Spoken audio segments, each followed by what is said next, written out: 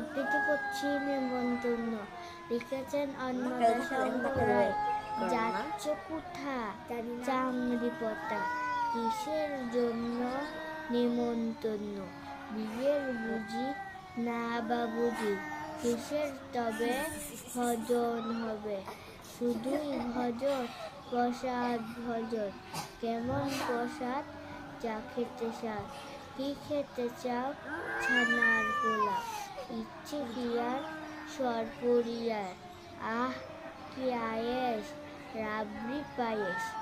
একে বলি ক্ষীর কদলি। বাহ কি ফলার, সবরি কলার।